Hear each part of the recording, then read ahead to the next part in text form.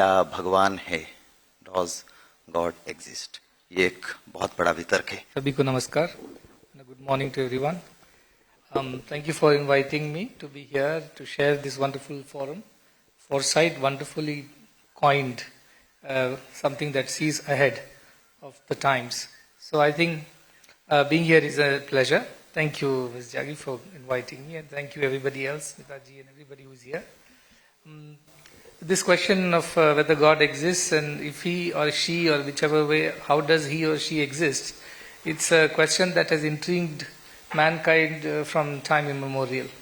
Since the times the sages sat in meditation and communion and tried to find answers, and most of these answers were found by them in a deep state of communion. It was not something that they could write it down in logic and rational, because by definition, if you go to the Upanishads, that is what I preach, by definition it says, Yato vacho nivartante aprapya manasa saha, which means that where the words become insufficient, nivartante, they return from there, the words return from there, and it's beyond the grasp of the mind. That is God. So by very definition, if you go by science, there has to be a definition to everything.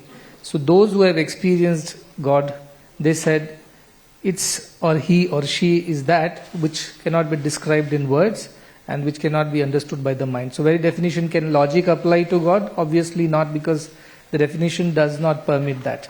Then how do we experience whether such a thing exists, whether God exists, and what way it exists, or he exists or she exists, whatever be the debate.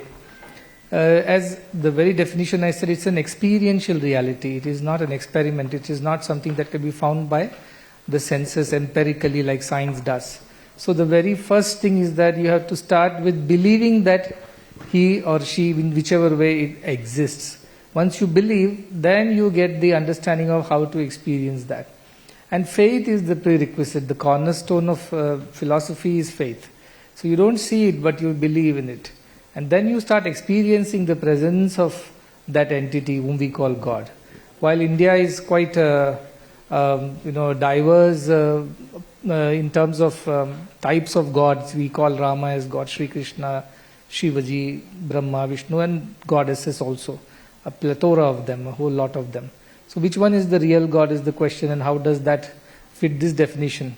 The idea is that our scriptures define God as consciousness, prajnanam, Brahma. Brahma is the synonym for Godhood in the purest of its form. Brahma means Brihad, that which is vast, which is all pervasive, which is everywhere. So by definition, God should be all pervasive and everywhere. And that is the true definition according to us. But does it have a nature? If it's all pervasive, then it also gives the idea that it is Sat Chit Ananda is its nature. That experience of Godhood will give you the experience of truth, goodness, and bliss. And this awareness and bliss is the nature of the thing. So now you tell me, who is not capable of experiencing joy? All of us, from the animals to the highest philosophers, everybody experiences joys of different quality and different types. So are we experiencing Godhood? Yes, because we are capable of experiencing a kind of joy within our hearts. Two, are we aware of being the experiencers of anything, all the joys and sorrows and everything? Yes, we are. By second definition, it is awareness. So you are aware, I am sitting here, I am aware you are sitting there. The very fundamental idea of awareness is divinity, is what our scriptures say. And is it true at all times? Is it reproducible like a scientific experiment? Yes, it is. When I wake up, I am aware of everything. When I sleep, even though I don't remember I am sleeping, still my awareness does not diminish.